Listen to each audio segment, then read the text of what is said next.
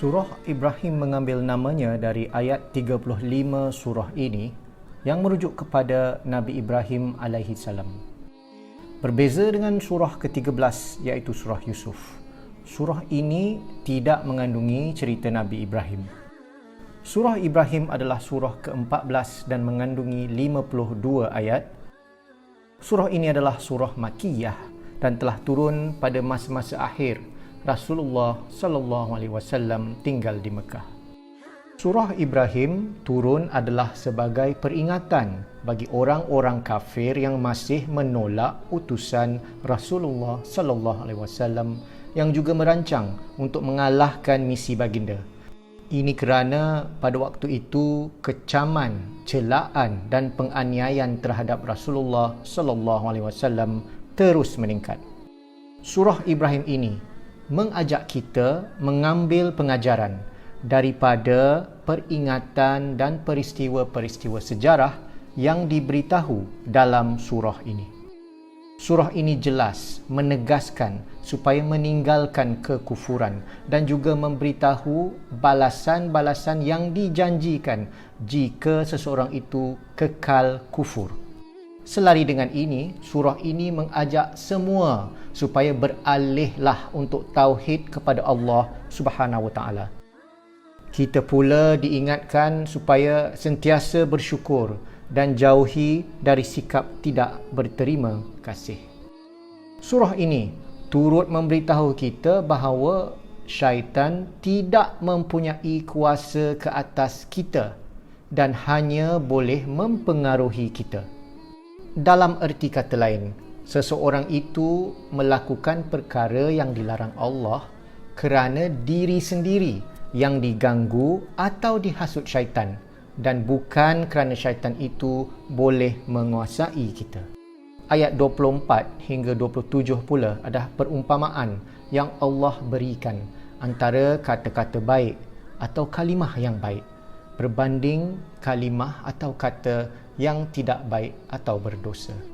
Sesuai dengan tajuk surah ini, ayat 35 hingga 42 mempunyai beberapa doa-doa Nabi Ibrahim kepada Allah dalam pelbagai situasi yang boleh juga kita amalkan.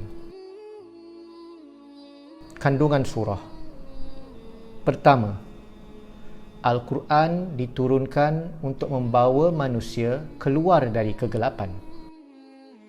Kedua, pengajaran dari peristiwa Nabi Musa mengenai menentang kekufuran dan konsep kesyukuran. Pahala bertentang hukuman. Ketiga, orang kafir diminta untuk mendalami apa yang mereka dakwa sendiri kerana meragui Allah. Keempat, Allah akan menghukum mereka yang berdosa dan memberkati orang yang takut kepadanya. Kelima, perumpamaan perbuatan orang-orang kafir adalah seperti abu berterbangan dan dialog di akhirat. Keenam, bandingan kata yang baik dan kata yang tidak baik. Ketujuh, bersyukurlah kita dengan Allah. Mereka yang tidak bersyukur akan dihukum.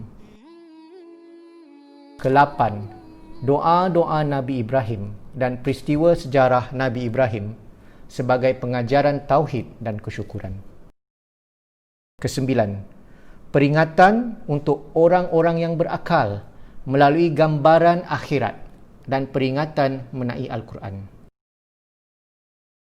وقال الشيطان لما قضي الأمر إن الله وعدكم وعد الحق ووعدتكم فأخلفتكم وما كان لي عليكم من سلطان إلا أن دعوتكم فاستجبتم لي فلا تلوموني ولوموا أنفسكم ما أنا بمصرخكم وما أنتم بمصرخي إني كفرت بما أشركتمون من قبل إن الظالمين لهم عذاب أليم